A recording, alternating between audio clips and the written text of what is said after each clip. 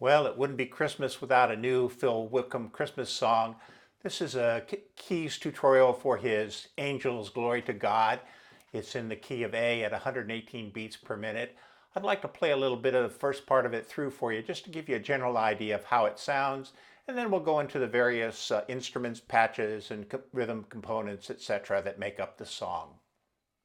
1, 2, intro, 2, 3, 4.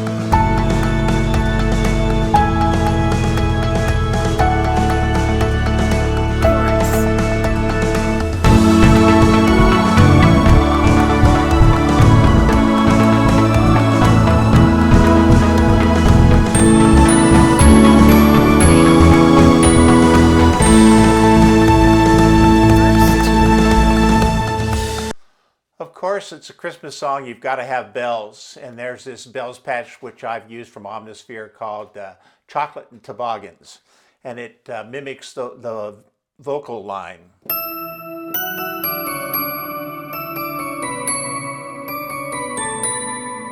I don't hear it going down to that.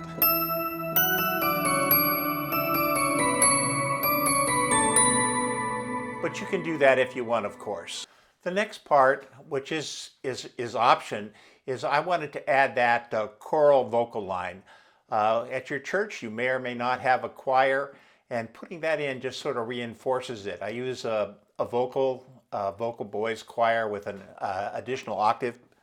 It's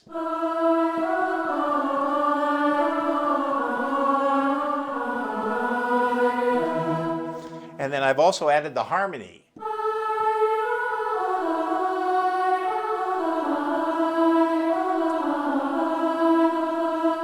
And that's done with a sequencer. And those two things together sound like this.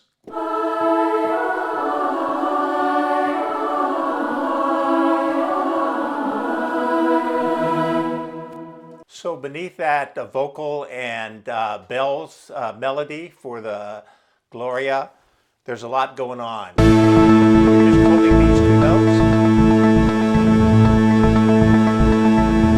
You hear the sustained note, that's a harmonium patch. I'll explain that in a minute. And then there's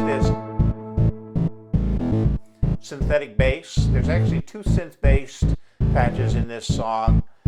And that on the piano is...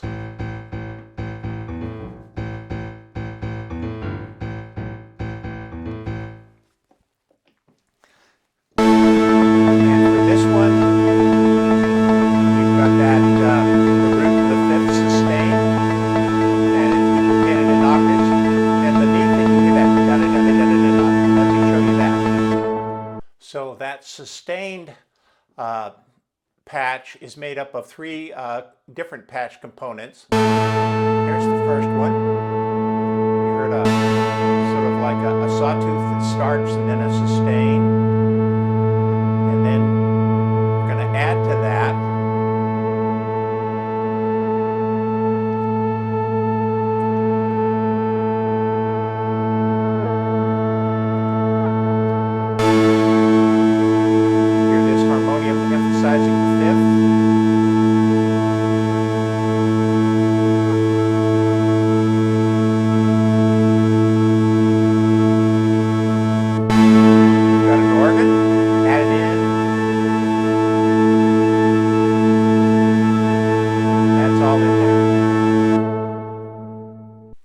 and added beneath this, we have two arpeggiator rhythms.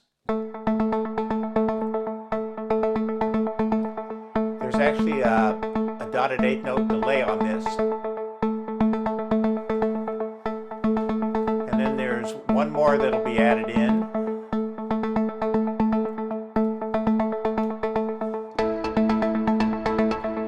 You hear it, dut, dut, dut, dut, dut, dut. And then last but not least, we have this sequence or arpeggiator with a little alternating melody between those three notes. And here's the pattern. All 16th notes. And so putting your left hand and your right hand together in all those different patches.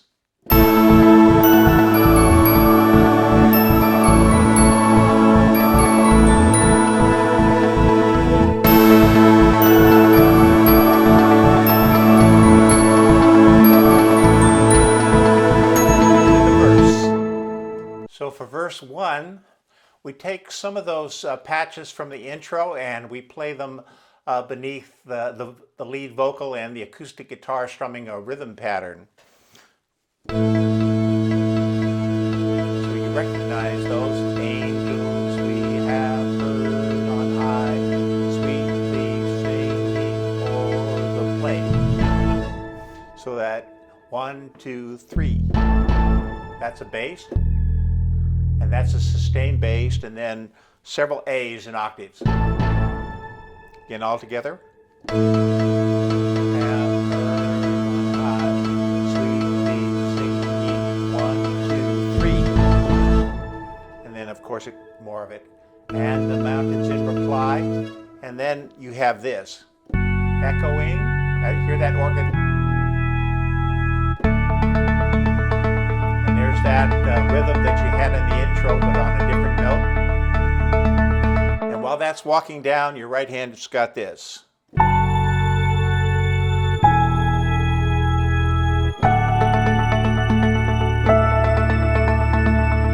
D2. So all together.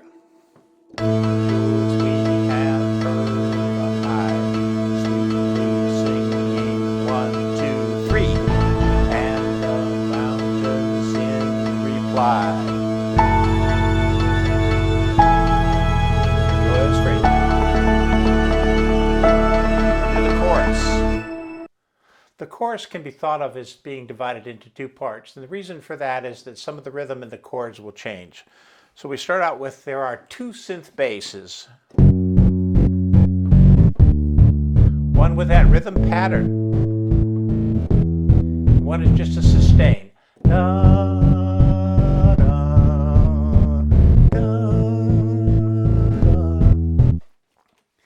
And then that will change on the second part of the chorus. And you're actually going to hit that double E. So you got both the sustained note and the rhythm pattern. So on the chorus, the other part that's above those bass notes,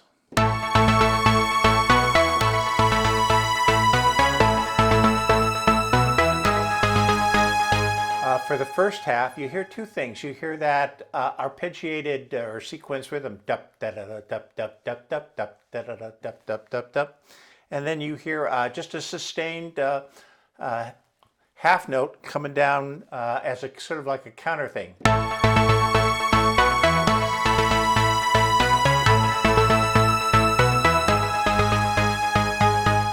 And then that'll switch over on the second half of the chorus for the In Excelsis Deo, where you'll hear that rhythm pattern change a little bit.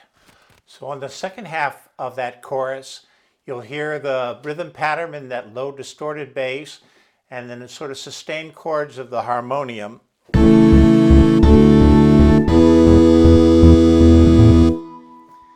And then that pulsating pattern, I've moved it over to the right hand.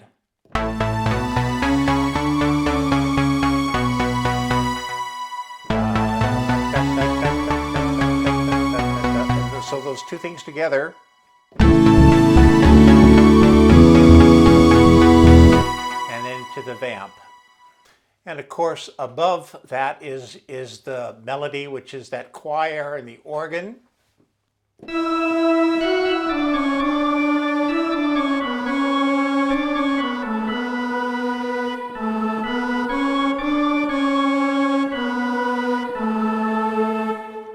So putting the right, left hands and all those parts together, it's something like this.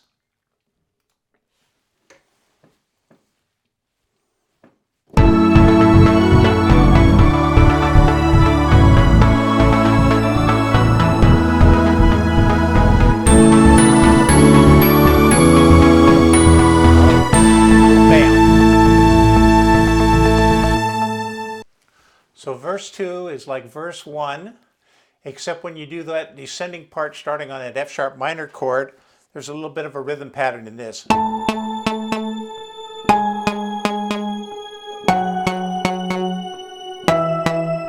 So.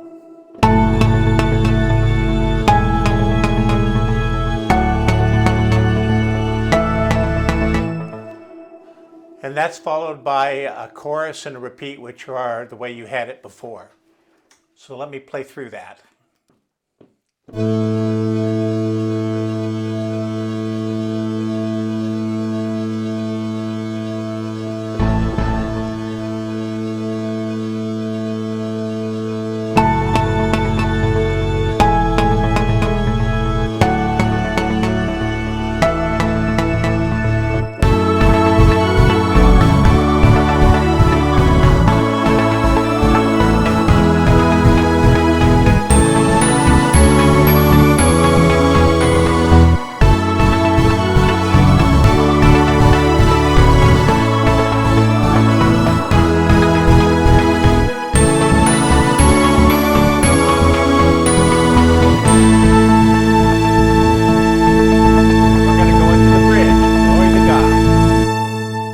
So on the bridge, you've got the harmonium following the vocal line. God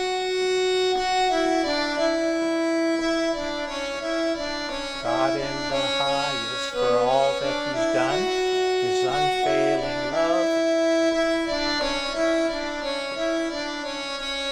love. And then you've got this syncopated counter melody in the right hand.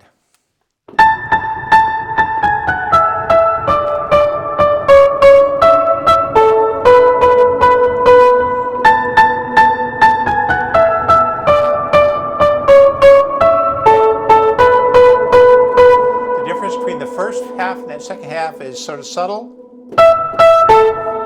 and then the second time it goes. Trying to put it all together.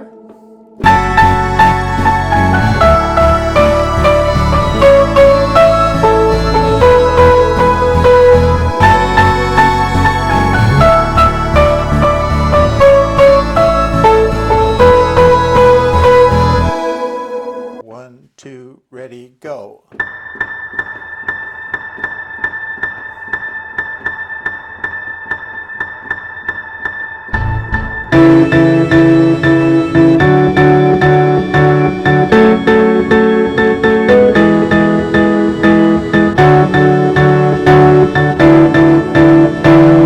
The third chorus is just really half a chorus, and it's sort of a cappella.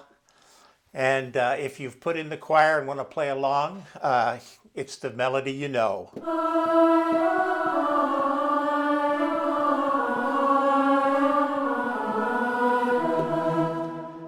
And then it's going to switch over to a regular chorus.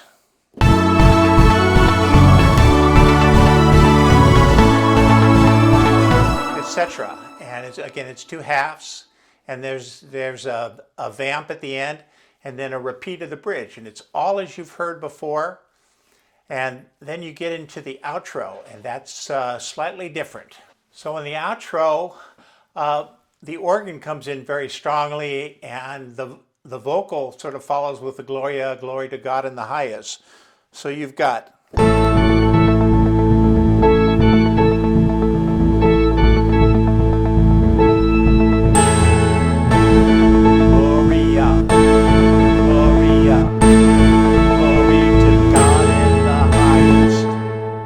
notice that you've got sort of this E with the A being held, called an E sus. So, Gloria, Gloria, glory to God in the highest. Gloria, Gloria,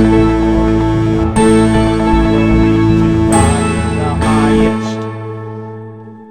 I think this is a fun song. At my old church, we had done Chris Tomlin's version of Angels We Have Heard on High, which I also really love. This one, I think, is another arrangement that's going to be just great. Hopefully you found this tutorial helpful in learning it. Obviously, there's a lot of instruments, a lot of patches and parts and arpeggiations and sequences and things going on. You can do just parts of things depending on what you feel is the most key and critical elements. Again, if you like this, please hit the subscribe button and ring the bell to get notified of our next tutorial. Thank you very much for watching.